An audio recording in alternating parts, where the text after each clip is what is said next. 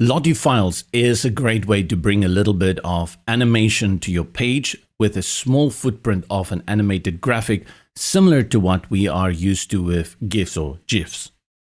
On this page, I have this unobtrusive Lottie file here just for a little bit of flair and to draw the attention of my visitor when they come to my page. And this is done with the Lottie element. A little bit more about Lottie if you have never worked with it. Lottie files is a format in which you can bring animated graphics to your pages, social media, and to your websites. And to use them, you can sign up for free at lottiefiles.com. There are also other platforms and other graphic stock sites that will have Lottie files that you can download, but this is usually the place where you will start. There are free and there are premium options. There's a lot of free stuff.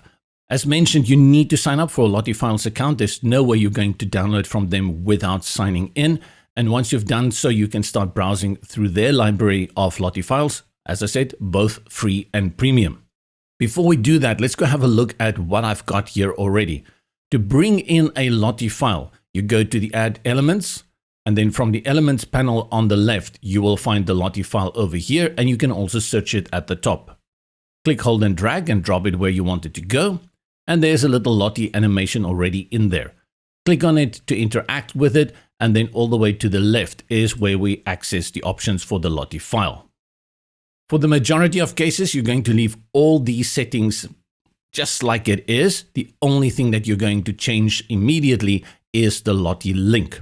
There are two ways you can bring in animation of a Lottie file. The first one is a link, and the second is to upload a JSON file. Let's start with the link. Very easy.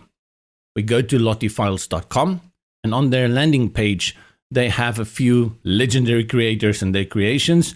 You can have a look. I'm just going to select one here. Let's select this star down here. You have control over how this animation works by looking at all the settings down here. Once you have gone through that and you want to bring this animation onto your page, you go over here to the Lottie animation URL. Click on the copy, and then go back, and in the builder where the Lottie link is, highlight the current one and then paste the new one. And it will update very quickly. We will talk about the Lottie file soon, but let's have a look at these options down here. The renderer gives you the option to choose between SVG and Canvas. Don't get too technical here. If you just use one or two Lottie files on your site, SVG is the way to go. It's always going to give you a clearer image. It could be that you have a very complicated Lottie file or many Lottie files on a web page, and you can see that the animation is just a little bit stocky and skipping and hopping around. Then you choose Canvas. It's not going to give you that super sharp rendering. It's not going to be that sharp, but it's going to give you the smooth animation. So we leave it on SVG. Autoplay means the animation starts playing as a person loads the page. You can also reverse the Lottie. You can let it play just once, and then you have control over the speed, and you can make it go much quicker, but a setting of 1 is preferable. These are the settings for the Lottie animation, nothing to it.